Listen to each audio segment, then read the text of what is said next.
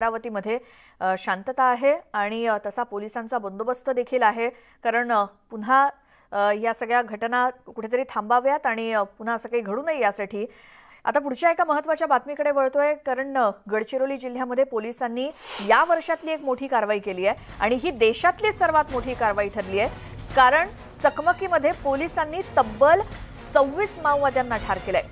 3 वर्षातली ही सर्वात मोठी कारवाई म्हणावी लागेल। ग्यारापत्तीच्या जंगलामध्ये पोलीस आणि माओवादी यांच्यामध्ये चकमक सुरू झाली होती अशी माहिती पोलीस अधीक्षक अंकित गोयल यांनी दिली आणि 2018 मध्ये कसनासूर बोरियाच्या चकमकीमध्ये 38 माओवादी ठार झाले होते। त्यानंतरची ही सर्वात मोठी कारवाई आहे तर शुक्रवारी माओवादी संघटनेच्या 2 मोठ्या नेत्यांना अटक देखील करण्यात आली होती। मध्य भारतातल्या माओवादी चळवळीवर प्रभाव असलेल्या प्रशांत बोससह त्याची पत्नी शीला मरांडीला झारखंड पोलिसांनी अटक केली आणि प्रशांत बोस आणि त्याची पत्नी शीला मरांडी हे माओवाद्यांच्या केंद्रीय समितीसह पॉलिट ब्युरोचे सदस्य आहेत आणि या दोन्ही नेत्यांवर प्रत्येकी 1 कोटी रुपयांचं बक्षीस होतं। या दोघांच्या अटकेमुळे माओवादी चळवळीला मोठा हादरा बसलाय।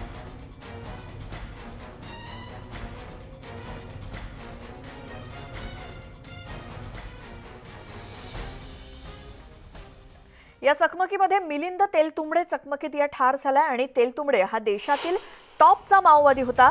कमांडर मिलिंद तेलतुंबडे हा महाराष्ट्र आणि छत्तीसगडचा प्रमुख होता आणि कोम्बिंग ऑपरेशन राबवणाऱ्या नक्षल विरोधी पोलीस पथकाला हे मोठं यश आलंय।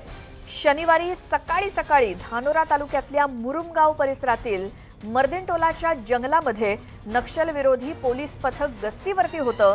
यावेळी या भागात मोठ्या संख्येने नक्षलवादी लपून बसले असल्याची गुप्त माहिती पोलिसांना मिळाली आणि मिळालेल्या माहितीच्या आधारे नक्षल विरोधी पोलीस पथकाने कोम्बिंग ऑपरेशन केलं।